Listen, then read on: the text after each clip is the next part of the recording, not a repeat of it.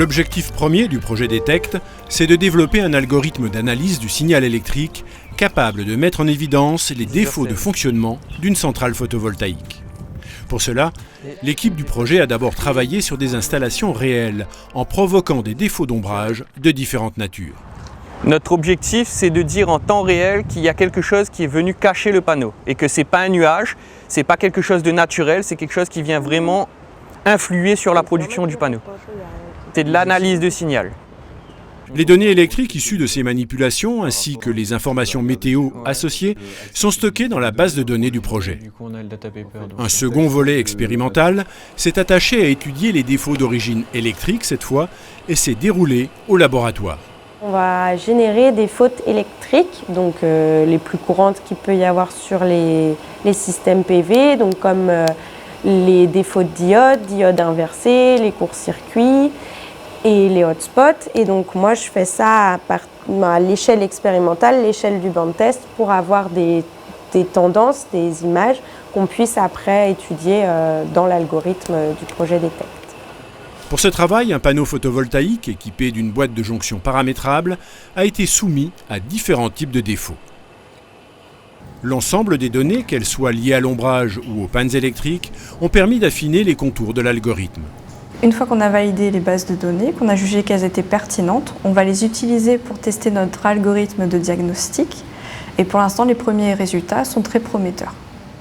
À ce stade, le projet DETECT, financé par l'Europe, l'État et la région Réunion, avait prévu une étape dite « Hardware in the Loop ».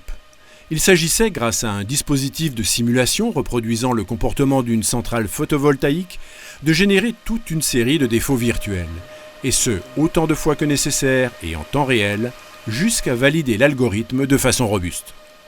On a ici le simulateur temps réel qui va faire tourner la simulation, qui va ensuite générer des signaux de commande qui sont envoyés à nos PV virtuels, donc nos émulateurs PV et à l'émulateur réseau. Ces deux appareils vont générer des signaux électriques qui seront ensuite récupérés par l'algorithme de diagnostic. Et ici, on a le cockpit de tout notre banc de test qui va nous permettre de récupérer les différents signaux et de générer les différents défauts sur notre système.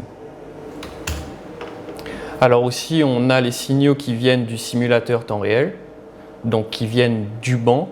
On a les caractéristiques PV qui sont ici et les caractéristiques météorologiques qui sont ici. Et ce sont les caractéristiques PV qu'on va ensuite analyser avec l'algorithme de diagnostic pour définir s'il y a un défaut ou non. À ce stade, le dispositif expérimental est parfaitement validé et a permis de proposer un outil de diagnostic doté d'un bon niveau d'efficacité. Mais le projet n'est pas encore arrivé à son terme. Il reste entre guillemets l'étape de classification, donc de dire on a tel défaut qui est apparu et tel défaut qui n'est pas présent. Et il reste encore l'étape d'implémentation sur une carte électronique pour pouvoir la connecter directement sur le système. À l'issue de cette dernière phase de développement, les professionnels disposeront d'un équipement accessible et facilement connectable sur les centrales existantes, en particulier celles de première génération, dont la durée de vie se trouverait ainsi prolongée.